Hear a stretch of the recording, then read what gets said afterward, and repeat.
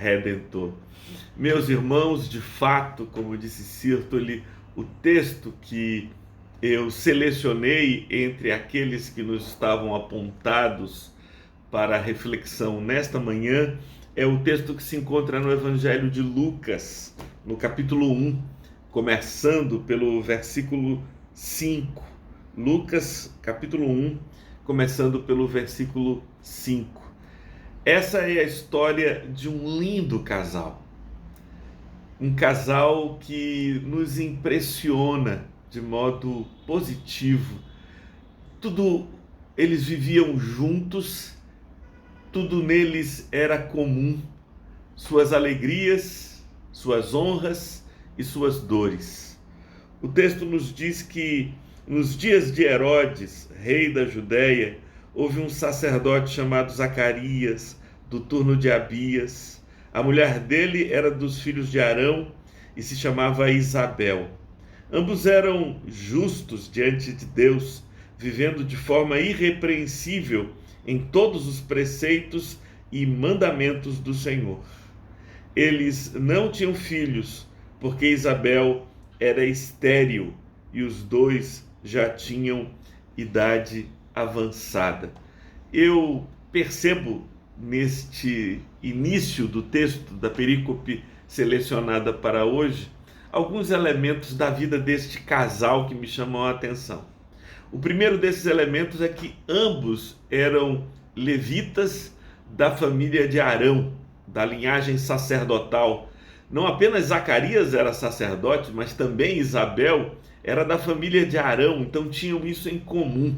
Tinham em comum essa semente, carregarem consigo essa herança preciosa da família escolhida por Deus desde os tempos de Moisés para ser a família que carrega o tabernáculo, a responsabilidade de dirigir o povo, não apenas em adoração a Deus, como todos os levitas, mas especificamente de oferecer sacrifício. Em segundo lugar, o texto nos diz que ambos eram justos diante de Deus e viviam de modo irrepreensível. Que família linda, de temor ao Senhor, de amor ao Senhor, de vida digna, de vida de fato agradável a Deus. Mas o texto nos diz também que eles eram estéreis.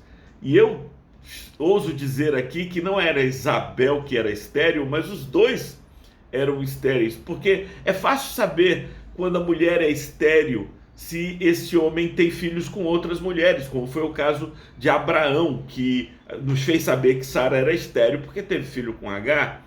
É o caso de Jacó, que nos fazia saber que Raquel não podia ter filhos porque ele teve filhos com Lia e com as servas. Então, mas no caso de uma relação monogâmica, como a relação entre Zacarias e Isabel, como saber que era estéril? O texto nos diz que era ela, mas vamos tomar como esse elemento de comunhão. Eles eram comuns não apenas no fato de serem da descendência de Arão, não apenas no fato de serem justos diante de Deus, não apenas de viverem de modo irrepreensível, mas também eram estéreis.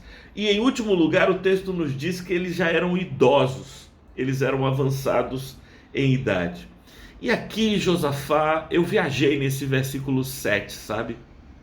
Esse versículo 7, que em uma das traduções que eu tomei, começa com uma adversativa mais, né? Então, aqui, muito embora o texto grego não traga essa adversativa propriamente, o texto começa dizendo: eles eram justos diante de Deus, viviam de modo irrepreensível, mas não tinham filhos, porque Isabel era estéril e os dois tinham idade avançada. E aí eu fiquei pensando, não em Zacarias e Isabel, que poderiam ter ali talvez um pouco mais ou perto dos 70 anos.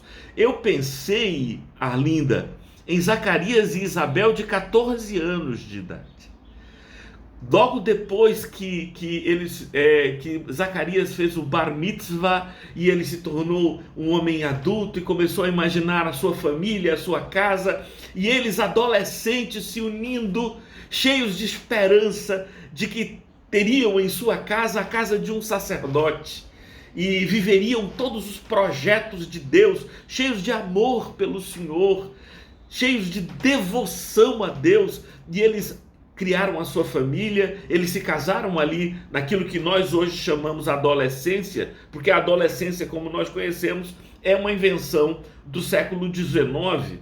Antes do século XIX não existia adolescência, né? Ou a pessoa era criança ou era adulta. A pessoa era plenamente responsável pelos seus atos em sociedade aos 13 anos de idade e que constituíam família, porque o modelo patriarcal permitia que eles pudessem morar com os pais. Então lá vai Isabel viver ao lado de Isaac, e eu descobri, viu, Isabel, que a palavra em grego é Elizabeth, não é? Isabel em grego é Elizabeth. E eles estavam casados e viveram uma expectativa de seus filhos, de terem filhos, porque essa era a expectativa natural, e as pessoas tinham essa expectativa, porque ter filhos e ter muitos filhos era um sinal de bênção, e não ter filhos era um sinal de constrangimento, de maldição, de vergonha. É a própria Isabel que nos diz ser assim, quando no versículo 25 diz: foi isto que o Senhor me fez ao contemplar-me, para acabar com a minha vergonha diante das pessoas. A vergonha da qual Isabel se refere era o fato de ela ser estéril, de não poder ter filhos. E então o texto nos diz que o Senhor contemplou e ouviu as orações de Zacarias, porque durante toda a vida ele desejou este filho. Ele viveu a sua adolescência, a sua primeira juventude, o fulgor da juventude, os seus 20 anos, vieram os 30, os 40, décadas se passaram, eles orando, eles pedindo a Deus que abrisse a madre de Isabel, e isso não aconteceu. Além do que, o fato de que o ofício sacerdotal era passado de pai para filho, e que o próprio Zacarias havia aprendido o ofício de sacerdote com seu pai, na convivência com seus parentes, mas ele não tinha filho para dar. E tem um elemento, viu, Osiel, que me impressiona, porque o desejo de todo homem judeu era estar presente naquilo que nós lemos aqui no capítulo 3 do Evangelho de Lucas, uma genealogia. O que é um judeu sem genealogia? Um judeu que jamais aparecerá na genealogia de ninguém. Isso estava na alma e no coração de Zacarias. E Zacarias estava lá por seu turno para oficiar, né, a cerimônia do incenso, onde ele tirava as brasas do incenso que havia sido feito anteriormente, colocava um incenso novo e acendia no Santo dos Santos ao Senhor. Era a cerimônia do incenso, e ele estava lá, e aparece a ele o anjo Gabriel para lhe dizer essa boa notícia, essa notícia maravilhosa de que Deus havia escutado a oração de Zacarias e lhe daria um filho, e ele seria grande diante do Senhor, e Zacarias deveria dar a ele o nome de João. E esse nome, que significa o Senhor é misericordioso, salvador de seu povo, né? Nesse mesmo espírito de que virá o Messias, que se chama Jesus também, cujo nome também é revelado. E Zacarias faz uma pergunta, Evaldo, que me parece absolutamente justa. A pergunta de Zacarias é: mas como eu posso ter certeza disso? Como eu saberei disso? Uma vez que eu e minha esposa já somos idosos. Isabel, Zacarias pegou o anjo num dia sem paciência. Sabe como é que a gente vai trabalhar num dia sem paciência? Porque, Luci, Maria fez a mesma pergunta, e o anjo estava com paciência com Maria. Porque Maria perguntou: mas como vai ser isso? Eu sou virgem e não conheço homem nenhum. O anjo estava com paciência e explicou a Maria. Mas daquele dia de Zacarias, o anjo estava sem paciência. E Zacarias perguntou: como eu posso ter certeza disso, já que eu e a minha esposa somos idosos, já passou do nosso tempo? já passou do nosso tempo. E o anjo estava sem paciência e diz: eu sou Gabriel, que assisto perante o Senhor, e vim aqui lhe anunciar isso, e porque você não acreditou no que eu disse, você vai ficar mudo. A partir de agora, ele só vai abrir a boca depois quando... Estava sem paciência o anjo. Mas eu entendo o problema de Zacarias. O problema de Zacarias é o tempo. O problema de Zacarias é o tempo. Ele havia esperado tempo demais. O tempo é um dos problemas mais interessantes da existência. Os gregos discutiram o problema do tempo. Na mitologia aparece o deus Cronos. De onde vem a palavra tempo em português, Cronos? Há duas palavras para tempo em grego, né? Cronos e Kairos. Mas Cronos é um deus que come seus filhos, porque havia o Cronos recebido uma revelação do oráculo de que um dos seus filhos o mataria. Um dos seus filhos o mataria. E para que ele não fosse morto por um dos filhos, toda vez que nasce um filho, ele come o seu próprio filho. E pensa comigo se não é justamente isso que acontece. O tempo é a divindade que devora a cada um de nós, que estamos sendo continuamente devorados pelo tempo. Santo Agostinho trabalhou a questão do tempo nas Confissões, falando sobre o tempo da alma e o tempo do corpo. Os tempos da alma são o passado, o futuro e o presente. O tempo do corpo é somente este que agora estamos. Um dos mais importantes livros do século XX foi publicado em 1927 por Martin Heidegger, O Ser e o Tempo. O tempo também foi objeto das reflexões de Albert Einstein e a discussão sobre a linearidade do tempo. Mas o que é o tempo? E quando Zacarias diz isso, que eles já são idosos e ele não consegue compreender, nem consegue receber essa ideia, é que ele pergunta: como será isso? Como será isso? A pergunta que eu acho que Zacarias deveria fazer, ou a pergunta que eu faria no lugar de Zacarias, não seria como terei certeza disso, mas a pergunta, Sirtolia, que eu faria era essa: por que agora? Ai não, essa doeu na minha alma. A pergunta de Zacarias é: por que agora? Eu fui moço, eu tive vida, fogo, desejo, tempo para criar meus filhos. O Senhor vem me dizer agora que eu vou ser pai? Por que agora? Agora já não é o momento, agora já não é o tempo. Agora já estou envelhecido, a minha esposa é idosa e cessaram os costumes das mulheres.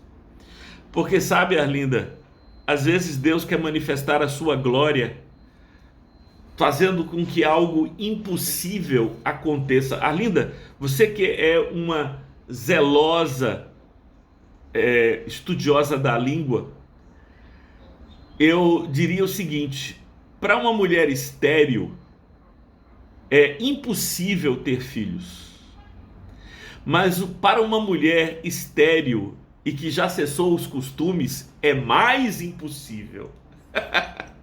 Desculpa, essa é uma figura. Uma coisa pode ser mais impossível, e eu me pergunto por que Deus espera até que alguma coisa impossível se torne ainda mais impossível para agir. E eu respondo dizendo que é deste modo que ele revela mais esplendidamente a sua glória. Porque para Sara era impossível ter filhos, mas quando cessou o costume se tornou mais impossível. Depois o seu próprio marido Abraão envelheceu e ainda se tornou mais impossível. E quanto mais impossível, maior é a glória do Senhor em revelar o seu poder em nossas vidas.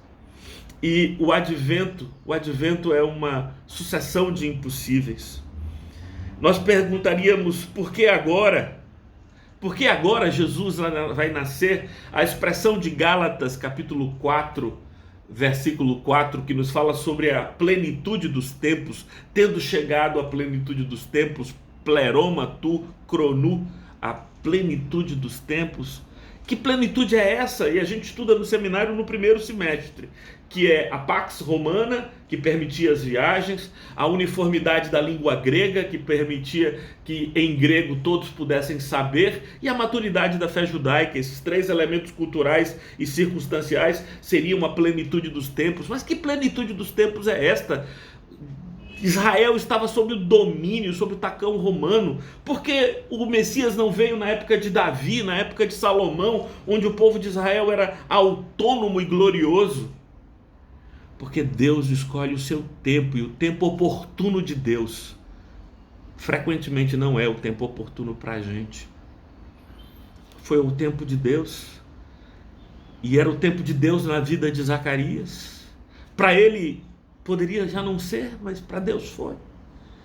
Em segundo lugar, Deus escolhe as pessoas que lhe parecem oportunas, e para nós, às vezes, não é. Quem de vocês aqui escolheria um carpinteiro para ser o chefe da casa onde nasceria o Messias? Quem de vocês aqui escolheria uma moça sem tradição familiar, lá de Nazaré, sabe lá onde é que é Nazaré, para ser a mãe do Salvador, a Virgem de Nazaré, prometida a um carpinteiro? Ah, não, isso aí é porque o advento se manifesta num tempo que apraz a Deus e que não faz sentido para os homens, através de pessoas que revelam a vontade de Deus e não a lógica dos homens. E em terceiro lugar, no lugar improvável, Luci, os magos que vêm do Oriente, eles entendem que rei nasce em palácio. Entendeu? Porque então eles não cometem nenhum equívoco indo à procura de Herodes no palácio. Se tem um rei dos judeus para nascer, o lugar certo de rei nascer é no palácio. E eles vão ao palácio à procura do rei recém-nascido dos judeus. Mas Deus fez o recém-nascido nascer numa manjedoura em Belém da Judéia, porque não havia lugar para eles na hospedaria. E o que é que isso me diz na manhã de hoje e pode dizer a todos nós? É que o improvável de Deus, no tempo de nossas vidas, no lugar de nossas vidas e através de nossas vidas, pode ser exatamente o que Ele espera acontecer para manifestar de modo maravilhoso a sua glória. Zacarias diz: como eu posso entender isso se eu já sou idoso e assim também é a minha esposa? Ele diz: agora chegou o tempo de Deus. E eu fico pensando para muitos de nós aqui, que estamos começando algo, é a minha experiência aos 52 anos de idade, começando algo absolutamente novo, do qual eu sou aprendiz, não apenas no anglicanismo, mas no franciscanismo também. A essa altura da minha vida, será? Deus é Senhor de tudo. Agora, nesse momento em que eu sou pastor de uma igreja que se reúne todos os domingos com 10 pessoas, será que agora o Senhor há de manifestar o seu amor e a sua misericórdia? Será esse o tempo? Será esse o lugar? Serei eu a pessoa? E o meu conselho à minha própria alma e a todos vocês é que, ao invés, vai que a gente pega o anjo num dia ruim, vai que o Espírito Santo vai estar sem paciência no nosso dia, então a melhor coisa é não dizer nem repetir o que Zacarias disse. O melhor é dizer o que disse a Virgem Maria, o que disse aquela da Imaculada Conceição: eis-me aqui, eis aqui a serva do Senhor, faça-se em mim no teu tempo, do teu modo, faça-se em mim conforme a tua vontade. E aí eu queria terminar nesse momento lendo exatamente o versículo 38, Lucas capítulo 1, versículo 38, que talvez seja o ato mais radical que alguém possa tomar. Lucas 1,38 diz: então Maria disse: aqui está a serva do Senhor, que aconteça comigo o que você falou. Que aconteça comigo o que você falou. E aí eu queria a usar essa forma antiga. Aqui está a serva do Senhor, faça-se em mim conforme a tua vontade. Queria terminar convidando todo mundo a abrir o microfone, para repetirmos juntos a frase da Virgem Maria.